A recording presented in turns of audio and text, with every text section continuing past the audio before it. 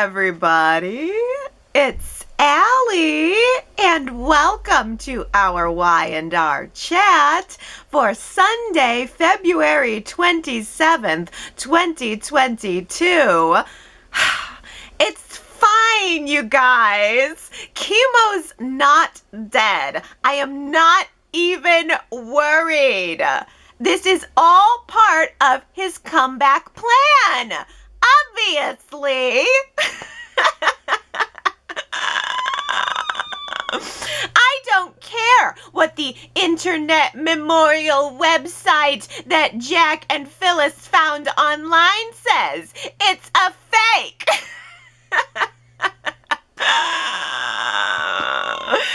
Keemo has to lure Jack into taking the bait to enact whatever his revenge plan is. It's all good. It's all good. We're getting Keemo. Y&R would not do this to me.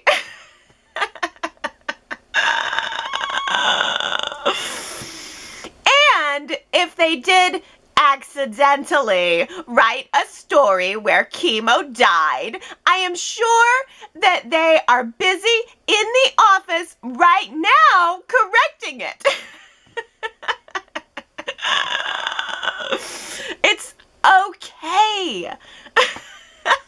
Maybe they just didn't realize how important this is to me, but now they do, and so it's all good. It'll all be corrected 6 weeks from now. We're cool.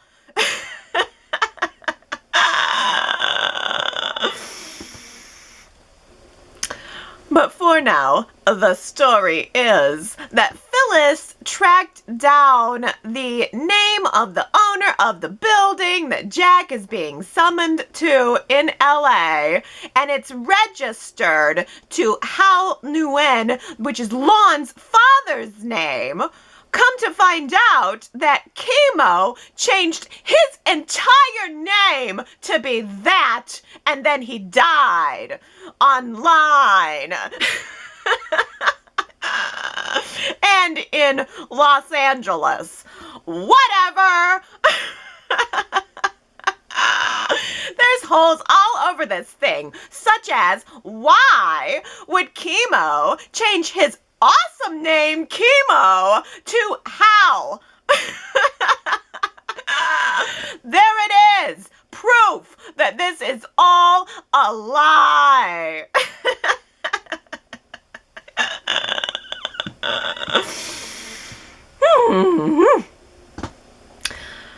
But it is no lie that Y&R has cast an actress named Kelsey Wang for a brand new character, a brand new role. And this character's name is, wait for it, Allie. Are you messing with me, Y&R? Did you just have Keemo fake his own death all so that you could bring his daughter onto my screen and then name her after me? Well, then all right. That's all right. I'm down with that. I'll take Keemo's daughter, my namesake.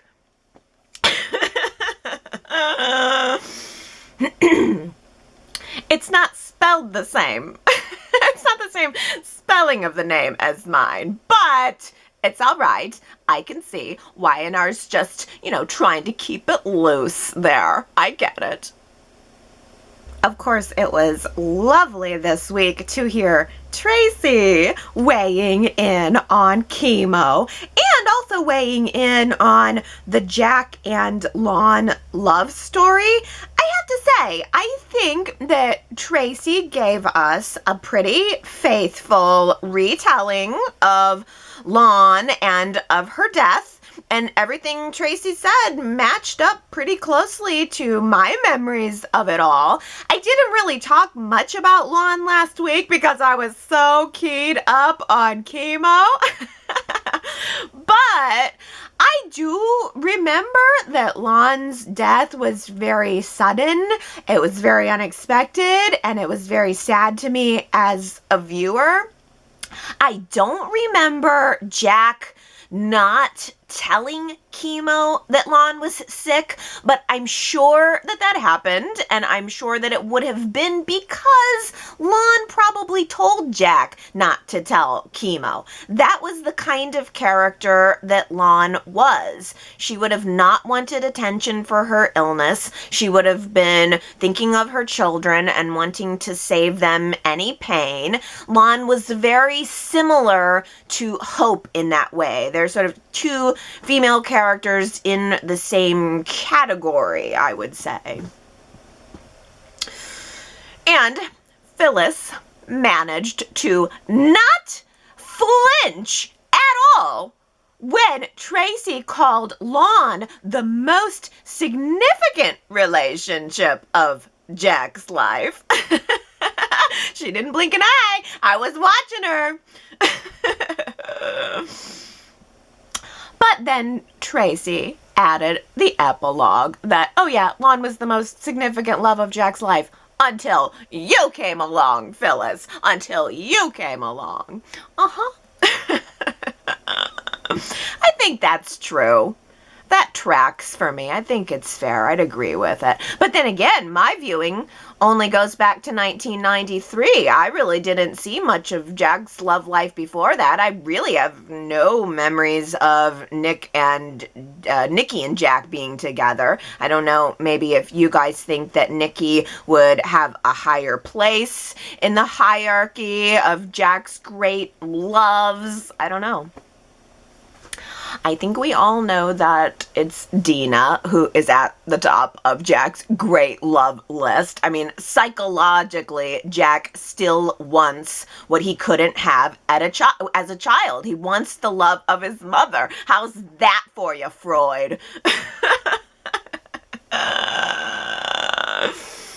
And in a lot of ways, Phyllis is kind of wild like Dina. Phyllis is kind of unattainable to Jack like Dina. Phyllis officially turned down Summer's job offer this week via webcam. So we got to see a little bit of Summer, and I think she's looking so lovely these days. Her hair was very cute and very crinkly, and she looked very fresh and very happy, and I'm kind of ready to see Summer dump Kyle and Harrison and come back to Genoa City to have her true love affair with Keemo. Another terrific benefit of Jack's current story is that Y&R made a little bit of room for Jack to seek fatherhood advice from Victor. Yeah, I think Victor might know a thing or two about fatherhood regret and regret in general.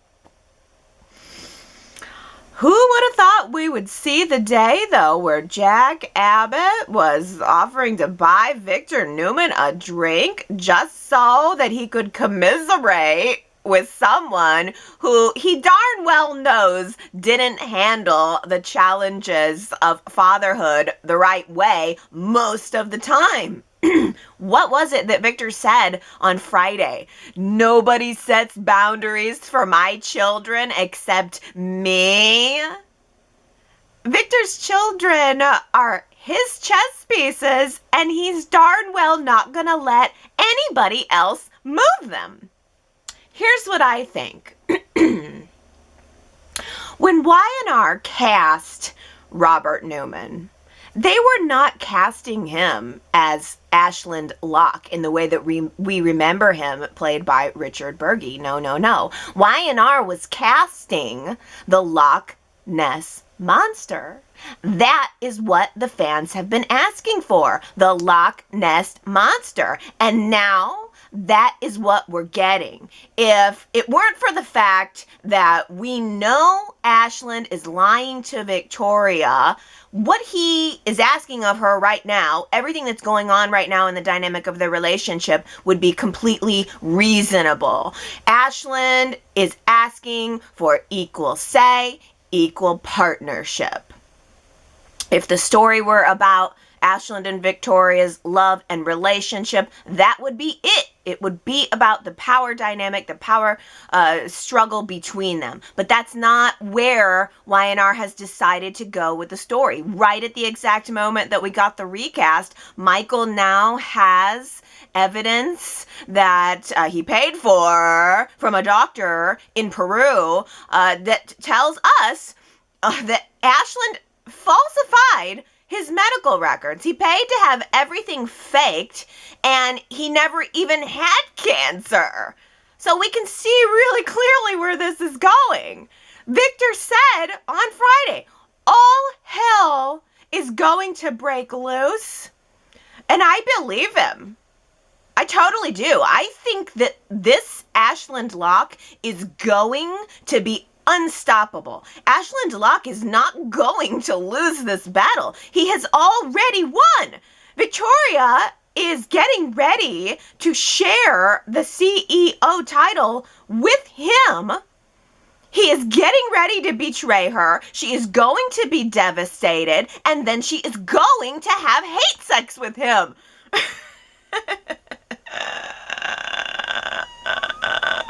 That's how it's all going to go down. I mean, Ashland Locke already owns half the company. Then he's going to finagle his way into the co-CEO position before it's too late. Victoria is going to be forced to share the crown that she has worked her whole life to get, and she is going to hate Ashland for it. There's only one crown, and she wants it. There's not two crowns. There's one crown. And he is going to take it from her. She is not going to like it. She is, in fact, going to hate it. But she is still going to love him. And she's probably going to get back together with him eventually. Unless she gets back together with Billy. Because Billy's kind of being set up for the hero edit here. Warning Victoria about Ashland. Confronting Ashland right as the viewer knows that Ashland is in fact lying. This is the thing. Being right about Ashland all along is part of Billy's redemption story. Adam tells Sally that he is going on the offensive with Victoria and Ashland. He's going to pay lip service to Victor, make Victor think that he's on his side, and then as soon as he finds an opportunity, he is going to pull the rug out from under Victoria whenever the time is right. So Adam is kind of skirting the fringes of the Newman family drama, probably because he needs to keep the majority of his focus on lovemaking right now. And that's totally okay with me. Because I also think that Victor keeping Adam a little bit in the dark on what's going on with Ashland, the developments that are happening with Ashland, allows Adam to have that little bit of rebellion. Adam told Victor that he's not going to be his spy. And so that makes Adam become poised to be the one to find out or find further evidence about what Ashland is doing at the company. And from there, Adam has this great choice. He can either use the information to his advantage and somehow take over total control, who knows?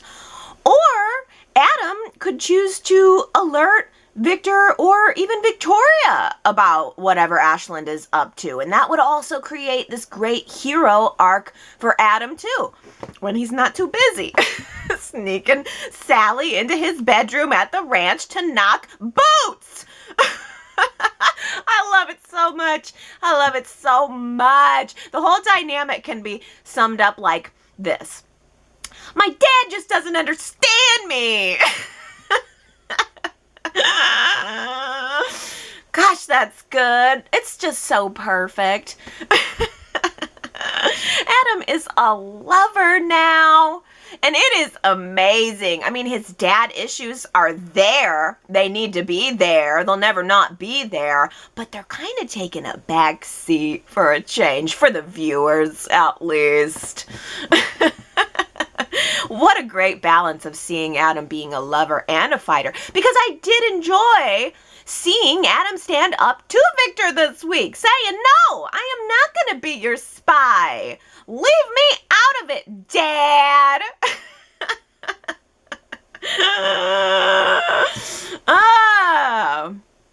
And Victor's like, you ungrateful brat. I gave you a job and a place to stay. You can't do a little corporate spying for me?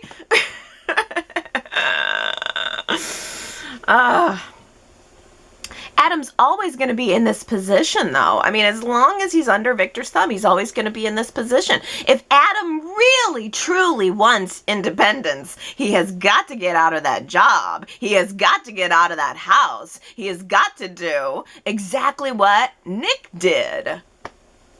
He's got to break away.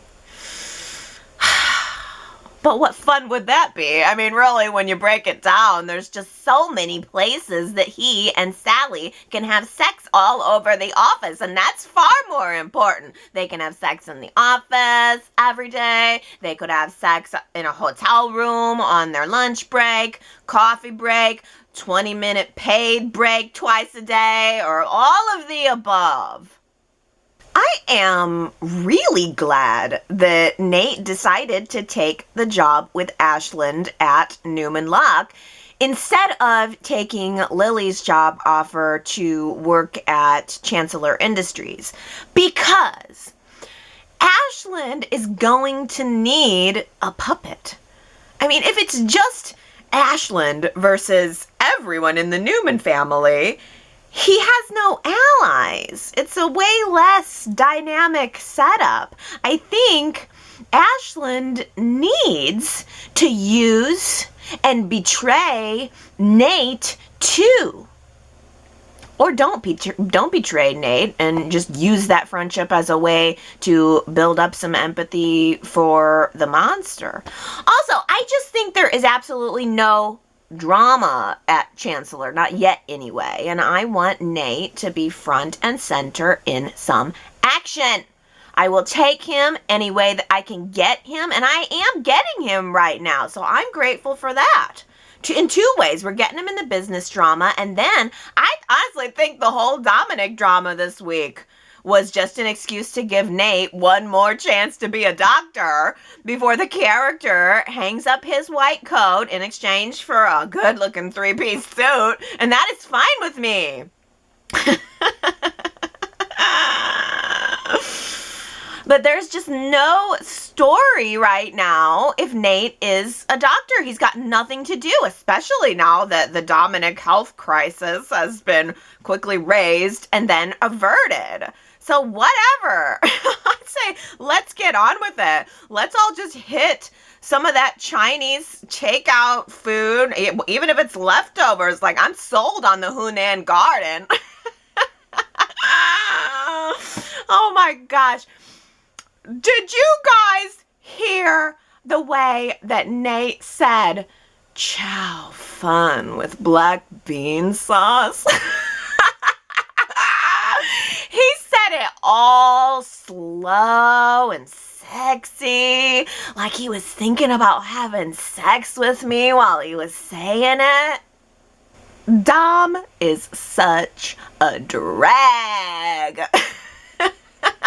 With his bone marrow neediness. No thanks. I wish this kid would just make up his mind who his parents are and then go away. I'm over it. I'm so tired of it. I'm sorry, small child. I just don't like you anymore. You are not worth the hassle.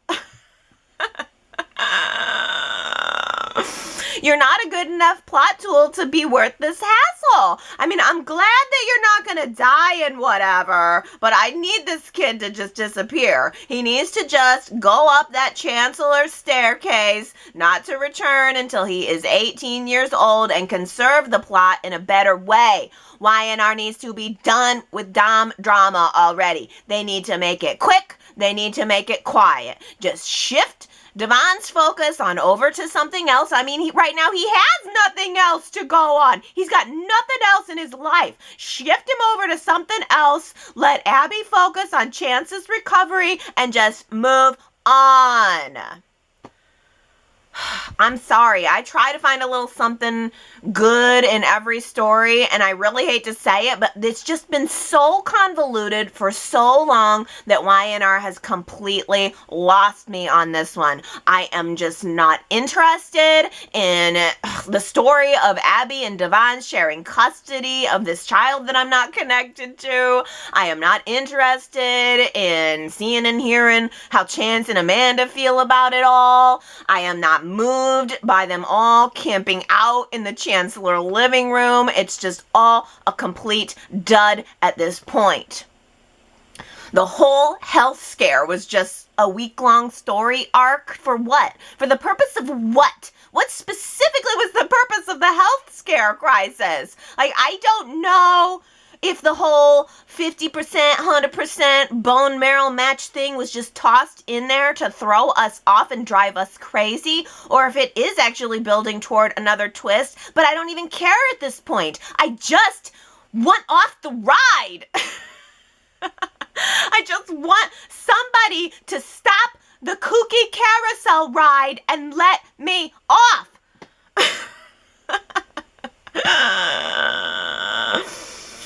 I suppose the fast forward button would do that for me, but I don't have that luxury. I can't just ignore one story.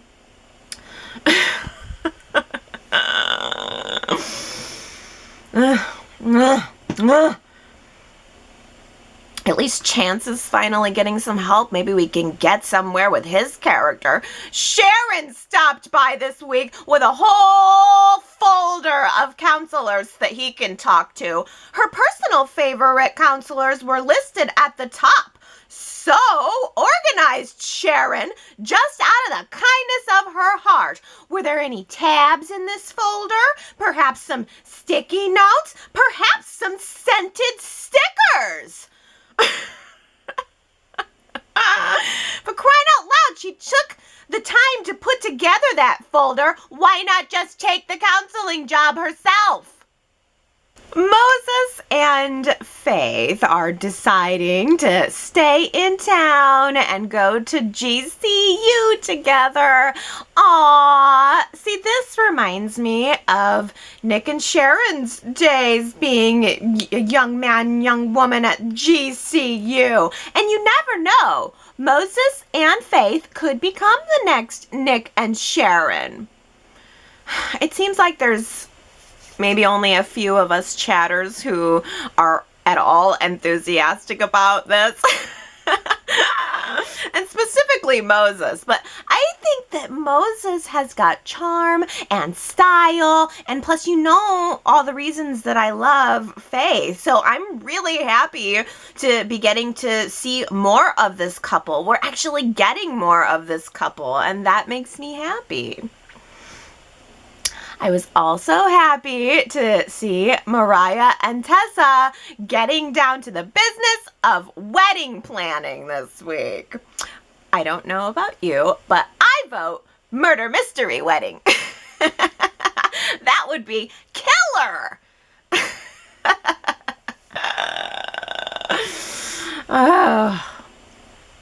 I absolutely loved that apartment scene of Tessa and Mariah kicking around the wedding theme ideas. I thought that that was a really fun exchange. I think the actresses seemed like they were really having fun with it. I mean, they thought of every type of wedding under the sun. Beach wedding, San Francisco wedding, Chicago, Dollywood, music festival wedding, massage wedding, which sounds pretty good, admittedly.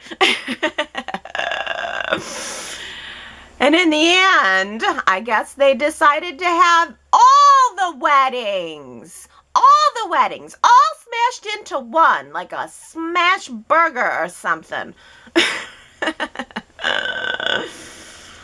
Oh. Thanks for the idea, Noah. Thank you so much. There were so many ideas to choose from that Mariah and Tessa decided to take it to the family. And wouldn't you know it, Noah was the tiebreaker vote.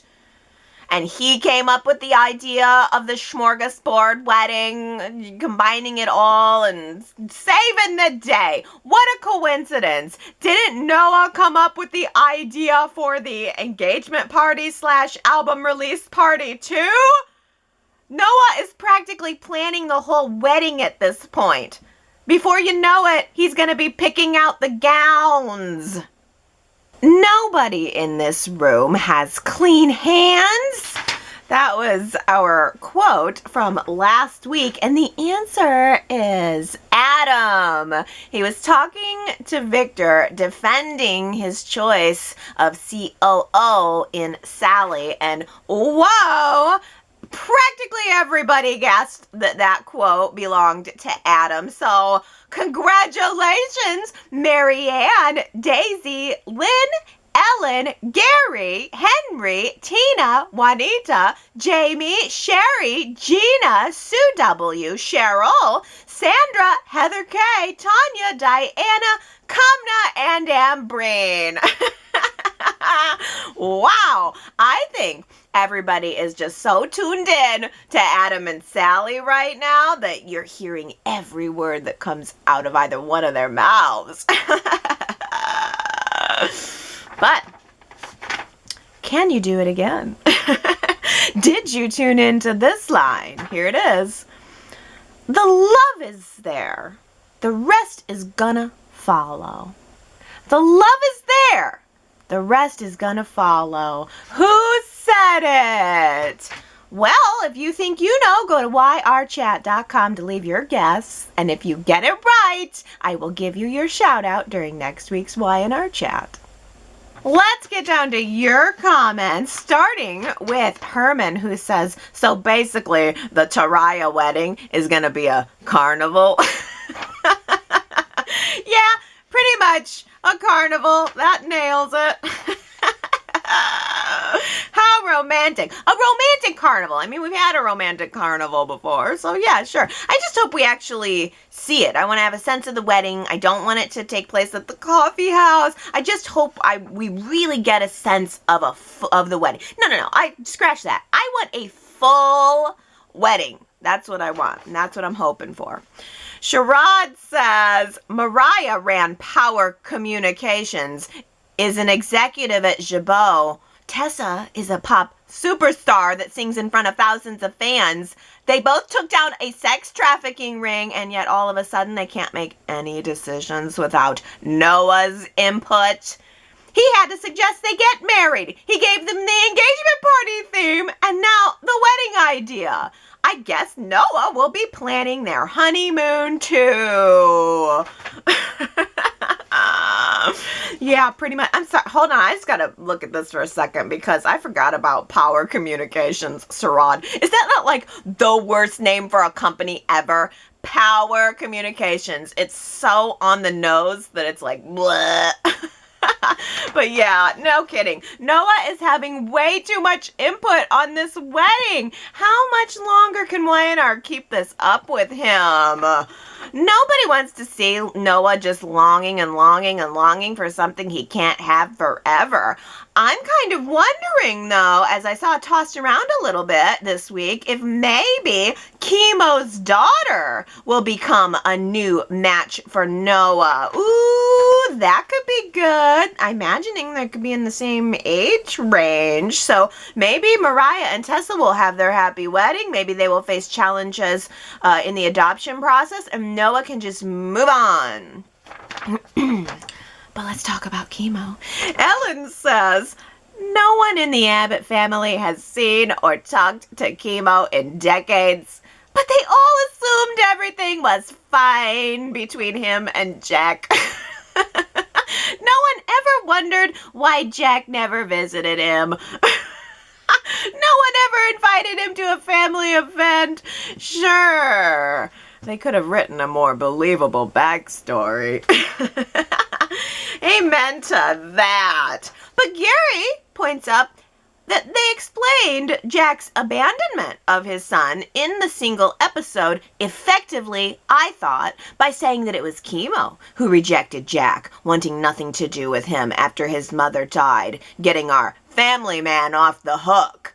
What I liked in the dialogue, Gary says, was Jack announcing, I lied, over and over in regard to his position with Keemo. And then he had Tracy and Phyllis's empathy.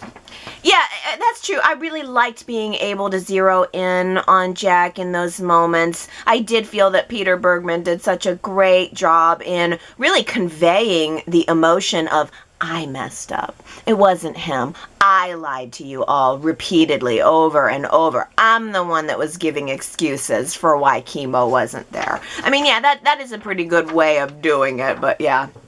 Yeah, I mean, I think Ellen's point definitely still stands.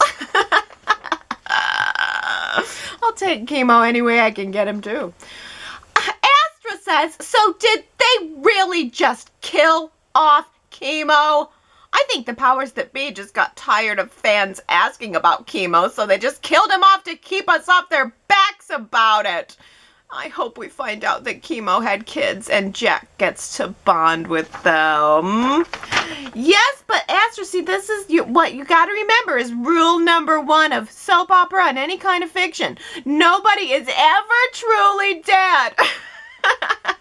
I'll never believe it until I see his body. I'll tell you, if I hadn't seen Brad Carlton's frozen dead body under that lake, I wouldn't believe that he was dead. But I mean, for instance, I was thinking this week, how many times and for how long did we think that Philip Chancellor III was dead? I mean, Tom Beards as Philip Chancellor III, he was dead for so long. I mean, I almost kind of think, didn't he die twice and came back twice? I'm not sure, but I mean, the thing is, they can make anybody dead and bring them right back anytime they want to. Plus, Daisy says, if someone wanted to let Jack know that his son died, then they'd let him know up front. They'd say who they were, how they knew his son, and what happened to him. But some anonymous note commanding Jack to go to L.A. seems like a good time to get help, bodyguards, detectives, or even Ray.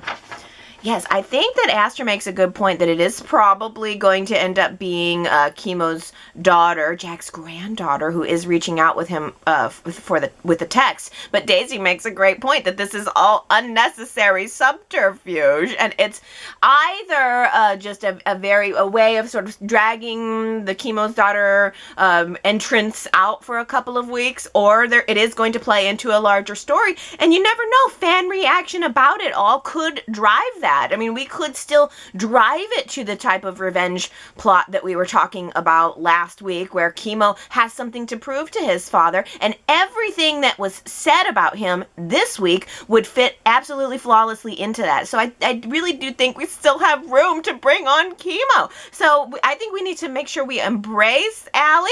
Hopefully she will be super fly. Hopefully she will be so super fly that we are all clamoring for more, and then in behind Allie follows Keemo.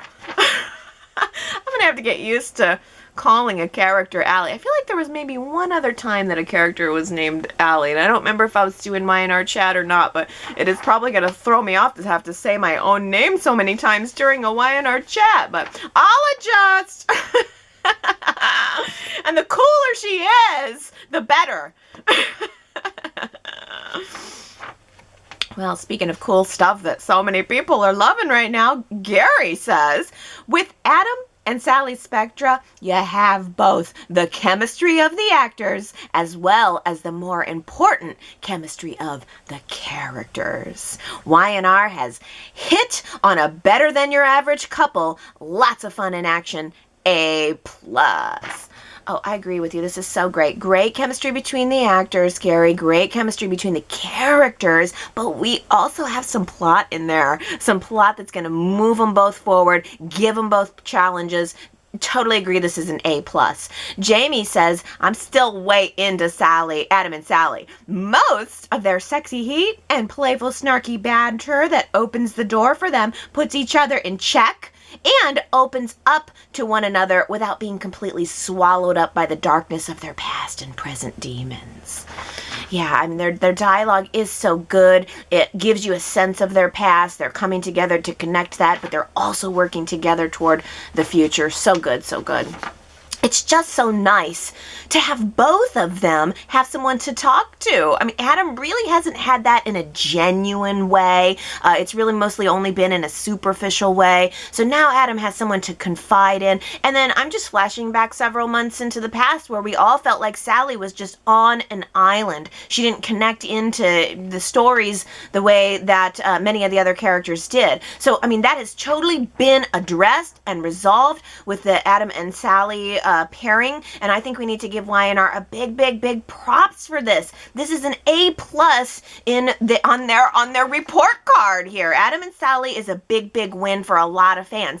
But if you're not feeling the Adam and Sally, I would love to hear from you this week, because I have noticed I'm getting a lot of Adam and Sally love. I haven't really heard that much from people who are not on board yet, and if you're not feeling it, I would love to hear from you specifically this week as to why. Sue W. says, it would be all kinds of a glorious comeuppance if Adam and Sally teamed up with Ashland and Victoria to dethrone Victor.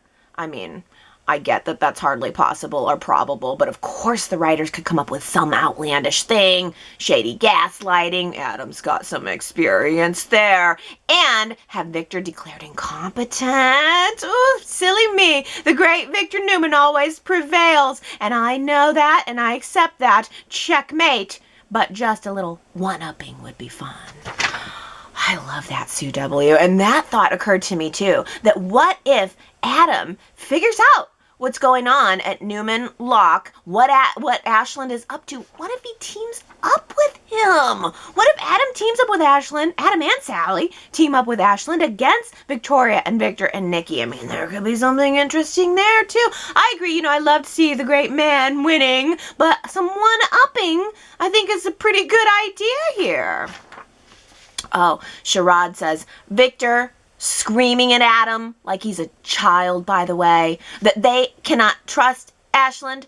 Excuse me, I believe Billy and Nicholas were saying that before the wedding, but everybody listened to Victor and dropped it. If I were Billy, I would grab some popcorn, sit back, and watch those that destroyed my life now destroy each other. Woo! And I would sit back and watch those that destroyed my life now destroy each other. Oh, that's good, Sherrod. But also, I mean, you are making a fantastic point here that needs to be brought up, and I don't think it has been. Victor told everybody to cool their jets. Victor told everybody to stand down when it came to Ashland Locke, especially at around the time of the wedding. This is so true. Nick and Billy were both saying, don't trust him, don't trust Ashland, don't trust Ashland, he's up to something. And Victor said, no, stop it. And now he wants their help trying to defeat him. Now he's finally figured out that Ashland is up to something. I mean, of course, it's all plot driven, and, you know, we had the recast and all. They've obviously changed directions on it all, but it's a great point that Sherrod is addressing here in Y&R Chat that could really stand to be addressed on screen. Gary says, Adam talking tough with the pops gets 5 stars. That's how we like him. Speaking with integrity and being nobody's patsy. Yeah, man. Yeah, 5 stars. You're giving out A+ and 5 stars this week, Gary. I love it. I totally agree. It was so nice to see Adam swelling himself up and coming to Victor eye to eye and, saying what needed to be said there. Nobody's patsy.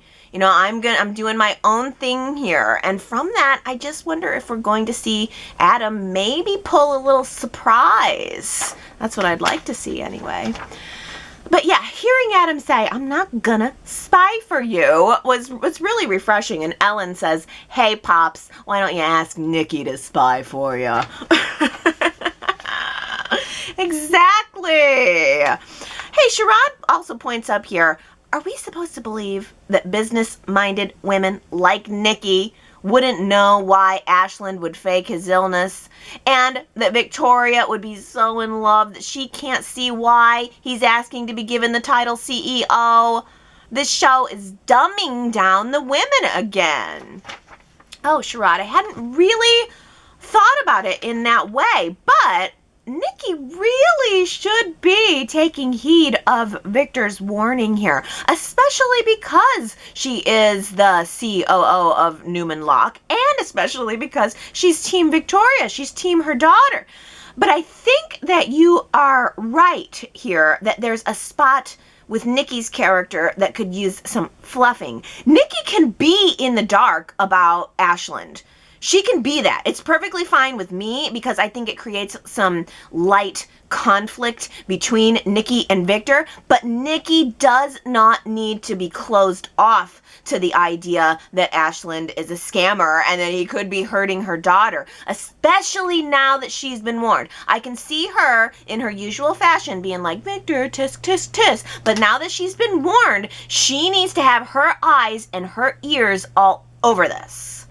Astra points up that it was not very smart of Victoria, or quite frankly, very realistic, that Victoria would question her husband as soon as she heard him raising his voice on the phone.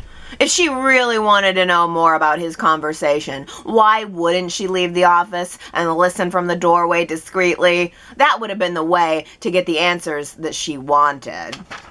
Yeah, that really also speaks to Sherrod's point, that the story seems to be written from Ashland's point of view, Victor's point of view, but it's not as much from Nikki and Victoria's point of view. It makes sense that maybe Victoria, I mean, of course she trusts her husband. She doesn't want to not trust her husband, but she already has enough evidence of him lying to her about various little things that she really should do some investigating here herself. It is a little bit tiresome on the overall to continue to see everybody else in Victoria's life.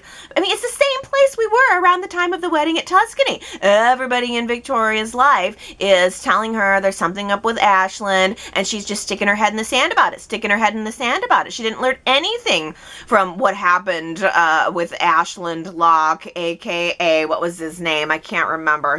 What was his Italian name? Bobby DeFranco. She's learned nothing from the thing with Bobby DeFranco. Her husband did leave out large parts of his past with her. She's already has enough reason to continue to question him. The real sticker of the Ashland situation, though, here is that it makes Billy right about Ashland all along. I still want Billy out of Victoria's life story for now because I don't want to go back to where we were at around the time of Tuscany. There were and are too many other people on Ashland Locke trying to wonder and being suspicious of whether or not he's a scammer. I think that we've got that covered. We've got questioning Ashland Locke covered. I think now what we need to do for the sake of Billy's character is like move him away from Victoria and all of her marital drama. That's her business. They share children, but the children are out of the way. And it's her marriage, and he's moved on with Lily. So we need Billy to be separate from Victoria and doing something new and fresh, like a podcast. I asked you guys last week if you think Billy should host a podcast. Oh, 53% of you say no. That's surprising. 53% of you do not like this podcast idea, do not want to see it. 47% of you voting yes, right alongside me. Victoria says, why don't we call this podcast Nails Scratching on a Blackboard and Other Things You Didn't Want to Hear? Nails scratching on a blackboard and other things you didn't want to hear. That's so good. Victoria says, Billy talking on his phone all night is annoying enough. Maybe it helps him to get things out, but the suggestion of a podcast is only bloating his ego and rewarding his manic behavior. It doesn't help Devon. It doesn't help that Devon and Lily are encouraging him. Billy will really be a mess if it's not a success.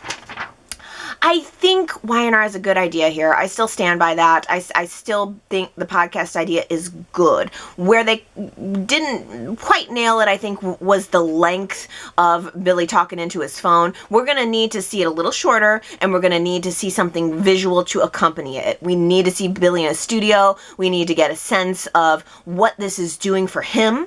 We need to get a sense of what this is doing for the community. We need to feel this as Billy's catharsis, and I mean, I don't think we've seen that yet, but I still feel hopeful that we're going to get there. I mean, what's all the construction that's going on behind the scenes at Chancellor Industries? I mean, Lily's working from home now. I mean, there's some set building or something going on in this time frame. So is it possible that Billy is going to have a little podcast studio, a little darkened room, a little something, you know, with some good snappy dialogue? It could be good, but as you say, Victoria, it needs to be brief.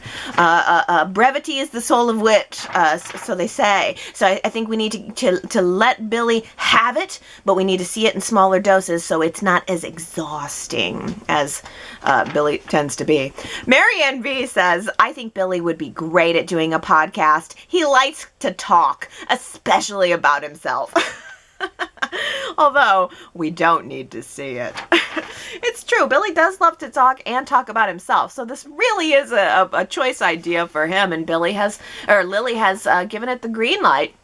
Southside Granny warns, Billy will only get himself into trouble with a podcast, talking off the top of his head and saying some stupid stuff. Yeah, that's the thing probably about podcasts, is when you're talking off the top of your head, it's not really a well thought out, structured idea. If you're just spitballing, you know, I mean, a lot of times you have thoughts and then you go back and edit them like, nah, I didn't really mean it. Or sometimes something comes out the wrong way and you're like, I wish I would have phrased that differently. And I think Billy is not as good at editing himself, so you're right, he could get himself into trouble. But Y&R Viewer 123 says, sure, I may be part of the minority who likes the idea of Billy having a podcast, but it would be nice to see some form of entertainment or informative show in the show. For example, like GC Buzz was. Or, sorry, you said informative show. Yeah. I agree with you. That's where my head is landing too. It's a little bit of a talk show in a way. I mean, that's kind of a good idea, sort of a talk show. And if it's approached like a talk show, maybe even have a video component to it, it could be informative. It could help flow around some information to citizens in Genoa City. I mean, it's a multi-purpose plot tool or a vehicle, a multi-purpose vehicle for dialogue and information and plot that I think really is very clever and could, if done well, work really, really nicely. I just hope that none of it's going to be founded by Power Communications. Just so long as it's not a Power Communications company. Oh, get this from Lara. Lara says, I just figured out something about Billy. He has bipolar disorder, and he is now in a hypomanic phase. Hypomanic phase. He's revved up, grandiose, sleeps very little, flooded with idea after idea. He will actually be very creative and produce some good work, but it will snowball and he will eventually crash.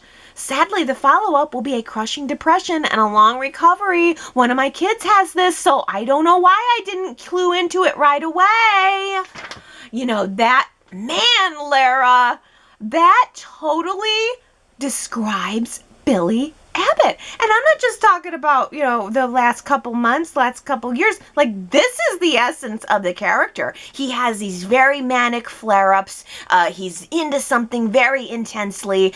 He's obsessive on things. He's creative about things. He's intense about things. And then it crashes, it burns, and he goes into a depression and usually some kind of reinvention. So this is a very astute point, Lara. And gee, I'm so glad you made it. Wow. It does kind of put things into a different perspective with Billy, doesn't it? We should maybe tie Sharon into talking with him about that a little bit more. She's too busy putting together folders. New topic. T. Nicole says, this was a small moment, but something about it bothered me. When Dominic cried through the baby monitor, Devon was the first one to rush upstairs to check on him, and then Abby right behind. I understand Devon is so far the biological father, because who honestly knows this time, But it felt odd to me because Devon and Amanda were guests in Abby and Chance's home, and Devon was still only the sperm donor. This is supposed to be Abby and Chance's baby. And Devon would always say that Chance is Dominic's father. Why was Chance not rushing up the stairs with Abby to check on Dominic, since it's their child and in their home? Devon has 1 night a week visitation from being a sperm donor. Please tell me the new legal agreement that has clauses for these types of situations. Also, the Chancellor Baby Crew Club changed some members. I thought this was an Abby, Devon, Mariah, Chance team, and now it's Abby, Devon, Chance, and Amanda. I guess Mariah got kicked out of the club, and they initiated Amanda into it. The dynamics of it all, T. Nicole, are so muddy, and this is a great moment that you keyed into. Dom cried. Devon first goes flying up the stairs with Abby right behind him, and Chance and Amanda stayed in the living room. But we are being told, even by Devon himself, that Chance is Dominic's father. Why didn't Chance go up there? I mean, I suppose we could all assume as part of his, feelings of inadequacy. I suppose it could be explained in that way, but it just seems more and more that it's Devon and Abby's baby, not Abby and Chance's baby. And I think that's the truth. I think that really is what it is. In terms of what the writers want us to think. I think the writers want us to see at this juncture that the baby is Abby and Devon's until and unless they decide to do another twist on it. Which they may. They certainly may.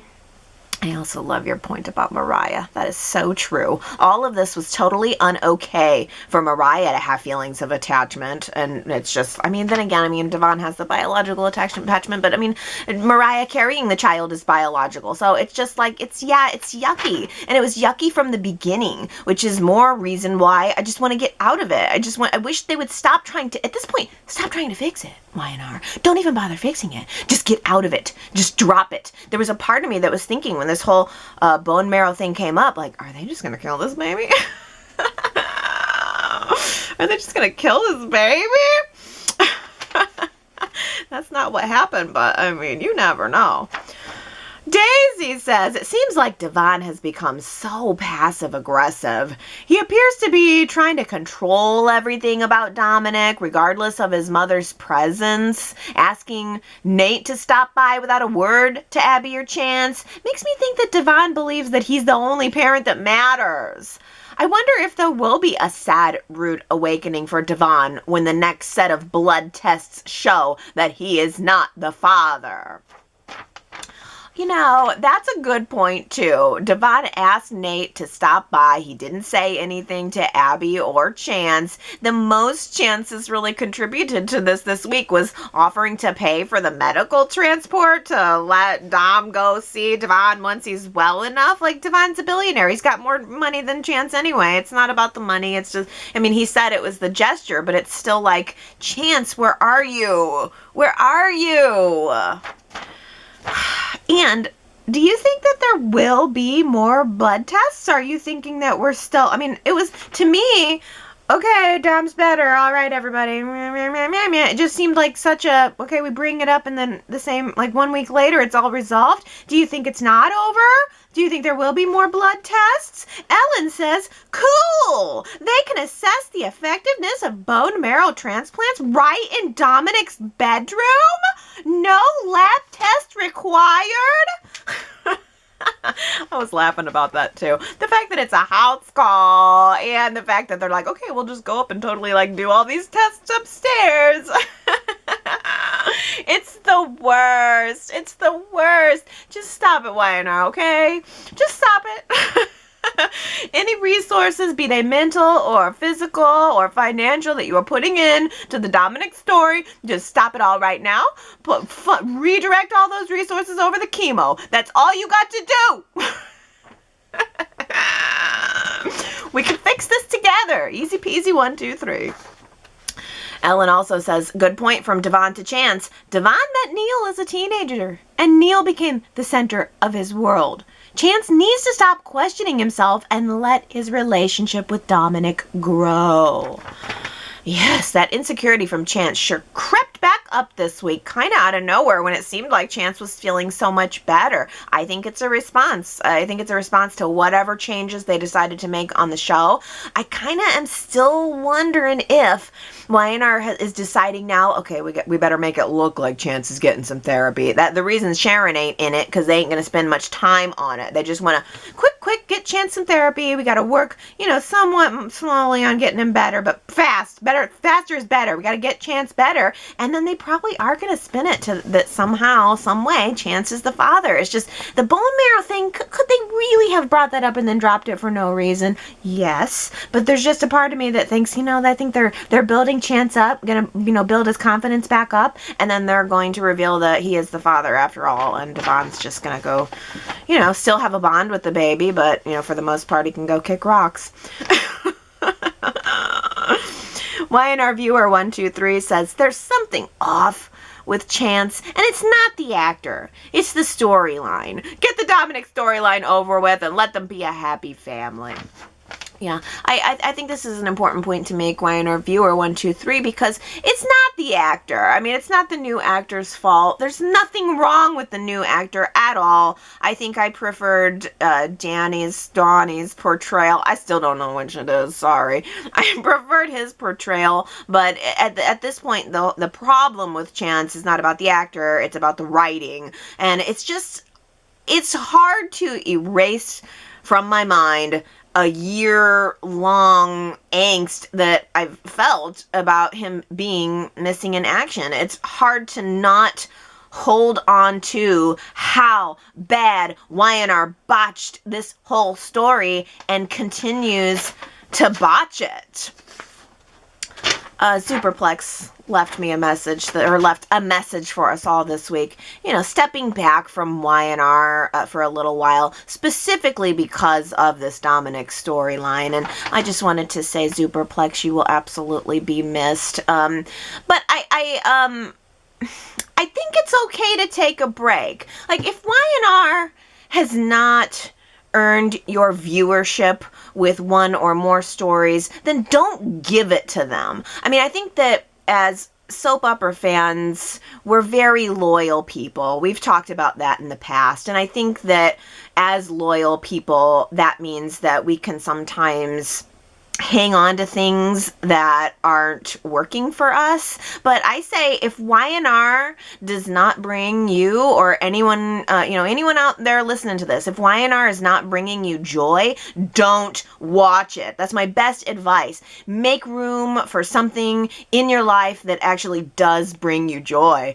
Life is short. It's shorter than you think. And I just wanted to mention that this week in case anyone else is finding themselves in a similar place with a story that is upsetting to them. And I don't think we've talked about that before, and I wanted to make sure to say that it's okay to stop. It doesn't matter if it's one storyline that's bothering you, fast forward. If it's the whole show that's bothering you, give yourself permission to let go. If you need to, let go. I'm sure there's no one else out there, in your life necessarily telling you that. But, if it's not making you happy, let it go. I just feel like I've kind of lucked out right now. The show is giving me everything that I want. I mean, outside of the Dominic story, I feel so happy with Y&R right now, and it's genuine, it's true. I mean, everything I say on Y&R Chat is genuinely how I feel about the show. I'm not affiliated with anybody from Y&R. I like the storylines I like. I don't like the storylines I don't like. But right now, specifically, I really feel a renewed interest and a renewed enthusiasm about the show. I mean, I gotta tell you guys this. This week, we had a major internet and TV outage here for 3 days. It was Tuesday, Wednesday, and Thursday. The whole town and all of the towns around here are on fiber internet, fiber TV service. It was phone service too. And there was some kind of line that was cut up near Chicago in sort of a difficult area, and it took out not only my town, my entire town, but it took out TV, internet, phone for all of the surrounding towns. I don't know how many people were out all of this, but it was so many. Not only so many homes, but all the businesses. The banks had no internet. The grocery stores had no internet. The gym.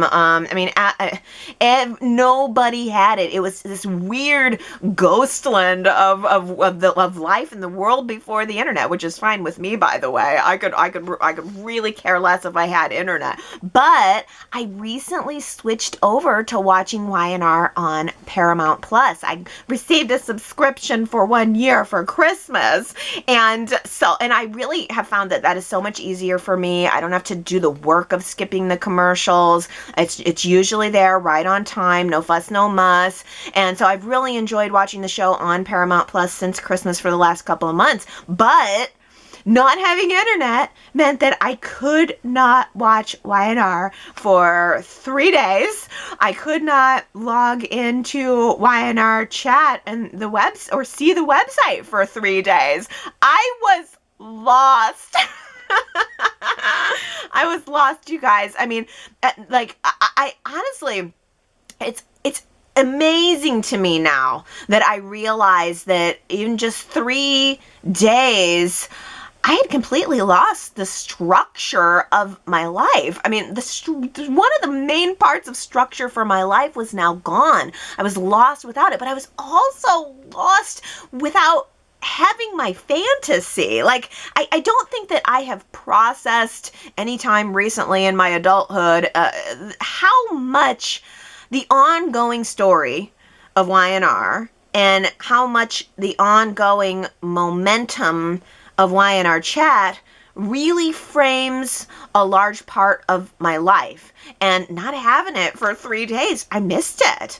I missed having access to our community and seeing our community's reactions to the show. And let me tell you, the absolute first thing I freaking did when the internet came back on was watch Y&R. No lie. I rolled over at 3:30 in the morning just to check to see what time it was, not even expecting the internet to be back on. But when I went to check my iPod, it said it was 3:30 in the morning, and I had a bunch of notifications for emails and stuff coming through. I saw that it was back on. I had a moment of okay, it's 3:30. I've got to go back to sleep. But I knew that I was not going to go back to sleep. I mean, by 4 a.m., I was binging my episodes.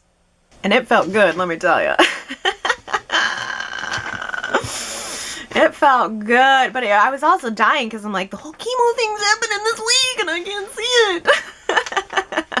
Oh, here's an interesting tie-in and comment from Sue W., who says, even in this day of 24/7 everything access, I'm still puzzled that the networks and the shows let spoilers, casting, story directions, and especially backstage dramas leak into the general public.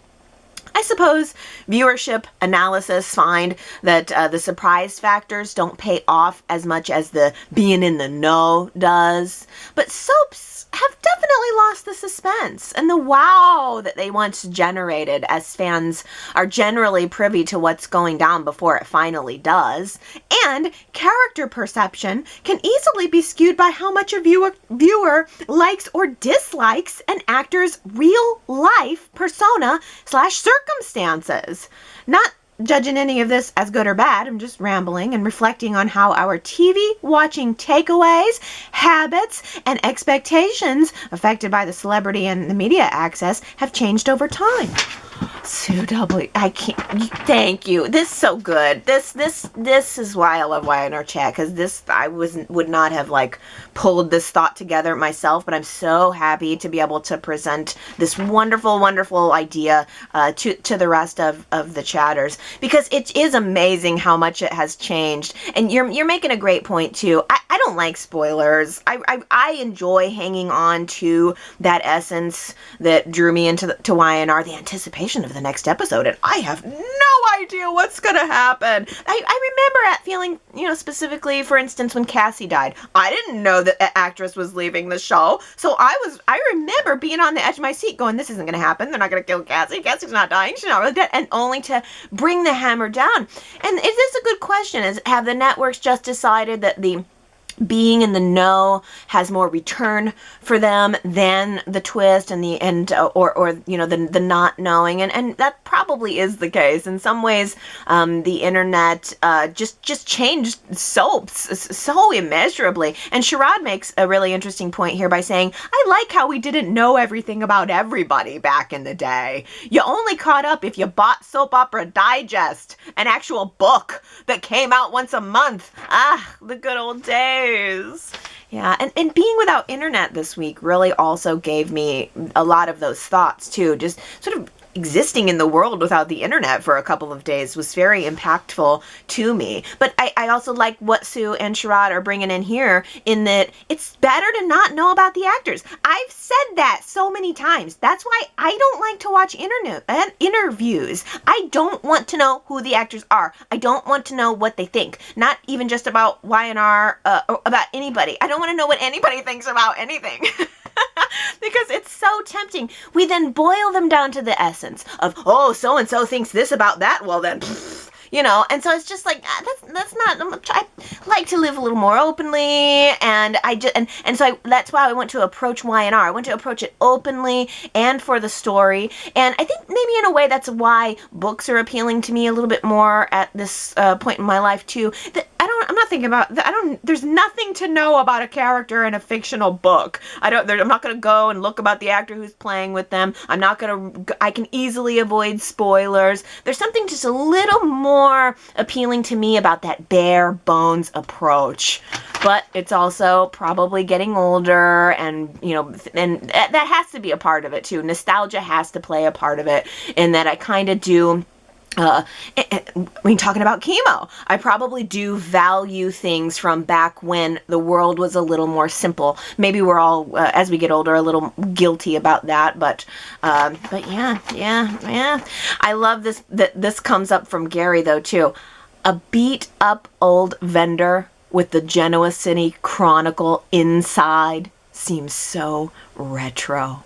Is the paper even daily now? Yes, we had this great shot of outside of Crimson Lights, and we saw the newspaper stand, the old metal style with glass newspaper stand where you could put in your quarter and pull out, get your newspaper. And I was also zeroed in on the hours on the door. It's the Crimson Lights door says what the hours are. On weekends, Crimson Lights is open until midnight, and I agree. It just seems also retro now. I mean, even just in the context of the last couple of years, nothing around here it's open till midnight. I mean, you're lucky if it's open late and closes early now. So yeah, seeing something like the hours on the door not matching up to the way the world is now was very shocking to me, but also I totally agreed. I loved seeing that newspaper moment. I think it's a total homage to the past, and I think that Y&R is smart to keep it. Y&R has got to know, they certainly know, that their fan base is older. And yet, at the same time, I think they really need to not ignore their youth stories. Today's youth will become tomorrow's old fogies. So it's smart to really try to maintain that balance.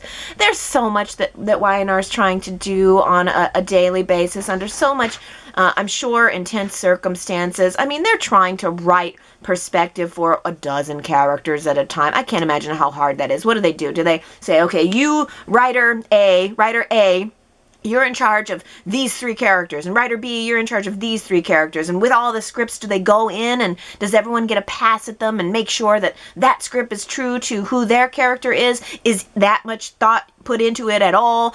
Is there anyone who keeps an eye on the sort of overall essence of the show? I mean, is the quality there? Is there anyone thinking about Y&R in terms of let's do a good show, or is it totally driven by we just got to get the ratings? We got to get the ratings so that we can stay on the air, which is again not invalid. And as Sue said, I'm not making a judgment call on it because if they don't get the ratings, if they're not pleasing the advertisers, we don't have a Y&R to talk about. So I mean, it's a really delicate balance, and they're just trying to manage so much, I'm sure, on a daily basis. And there are so many people involved with the show. The actors and the people, the executives probably get all the glory, but I'm sure there's so many people all the way around who do so much for the show. And I felt kind of bad ripping on the graphic designer last week who did the Mariah and Tessa painting, because I'm sure that's not an easy job either. And it was perfectly fine. I was just making a joke, but I mean, all the little things, all the set designers, the lighting. I mean, there's so much that goes into the show beyond the actors and the writing and the story that deserve highlight. And I like even just the fact that we got that little exterior shot of Crimson Lights. It hits me in a good spot. It hits me in a retro spot, as Gary characterizes it, and makes me think I love the show right now. I'm shocked by how well it's all going for me right now. But everybody's looking for different things. At the same time, I saw a couple other comments this week of people saying that they think the show's not it's kind of boring right now. It's a little too dialogue heavy, not plot heavy enough. Whereas for me, I'm like, oh, I love that. I mean, that's hidden right where I need it to be. So it's not only balancing a number of character perspectives, but it's also balancing a lot of fan need, a lot of fan desires, a lot of fan values. I just can't imagine how difficult, how challenging it must be to steer a ship like Y&R while managing all the various emotional, physical, financial components. So if I haven't said it lately, whether you like the show or not, I think it sure is. It's something else. It's something else. It's something special. Somebody even said this week. I make fun of the comments sometimes that's like, I've been watching the show for 50 years, but somebody did say this week, I've been watching the show for 50 years. I'm done. And it's 50 years. It's not. I think it's just shy of 50 years. Are we gonna get a 50-year anniversary for Y&R? That just how could it be so long? I mean, there's nothing else like it. I mean, what, Price is Right has been on air a little longer? Maybe. It's just so special, and I think being without it really hit that home for me. I hope Y&R continues well into the future, and again, I think making some good, strong youth stories will be key to that. Victoria says, it looks as though they've decided to mature Faith. She is still in high school, but she's now wearing cat eye makeup, sexy waves, and more dressy casual clothing. She looks adorable, but most high school girls stick to jeans or leggings, sweatshirts, t-shirts. I'm hoping this means that she and Moses' relationship will become more mature also. I noticed that too, Victoria, that Faith looked like she had a little bit of a grow up this week, that her hair seemed different, her makeup seemed different, and maybe that is an indicator that maybe her fashion is an indicator of her character. Speaking of fashion, Ellen says, too many monochrome blue suits on Adam, and the suits are too big. No budget for tailoring? It's giving me a comic book character vibe. On the other hand, Nate looks so sharp in his charcoal suit with lilac shirt and purple tie. It's also true, Ellen.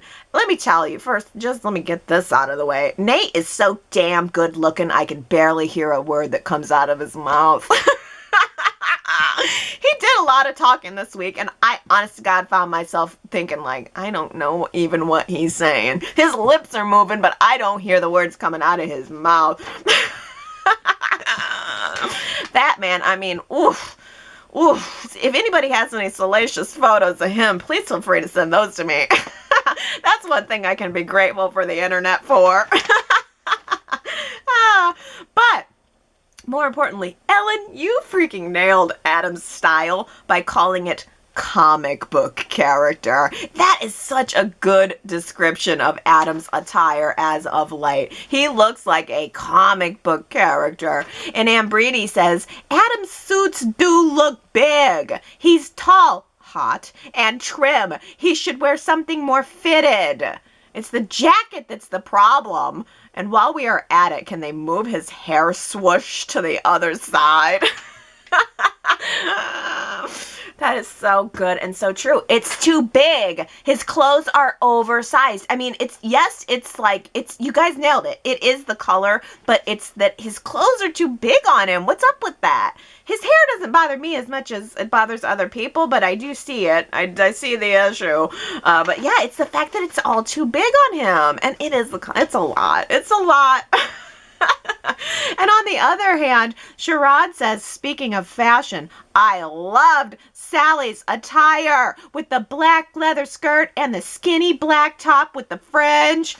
Sherrod, I could not keep my eyes off of that fringe. It was gorgeous. It was sparkly. It was shiny. It had the texture. It had the visual. OMG. It just, the black on black with her red hair. Sally looked so good in that fringe. Well, one more comment here. Final note here comes from Diana, and it's a funny one. Diana says, where is Abby going with all of those fortune cookies? She had a giant bowl of them. I know she asked for extra fortune cookies when she ordered the Chinese food, but they don't give you that many. They would only give maybe 2 or 3. What is Abby doing with all of those anyway? She has so much spare time waiting for Dominic, I guess, that she got a huge bag of fortune cookies. She tipped them well, probably, and they gave her the huge bag of fortune cookies, but then she sat there unwrapping them all. That's the real kicker. She unwrapped them from all of their individual little plastic packages and put them into a bowl. The bowl of unwrapped, ready-to-go fortune cookies was ridiculous.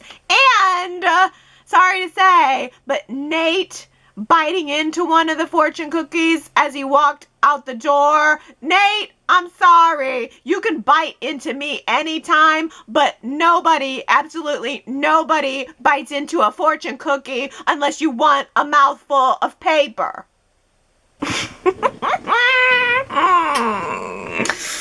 I think losing the internet this week made me a little wacky and also made me a little soulful. I had more time to think.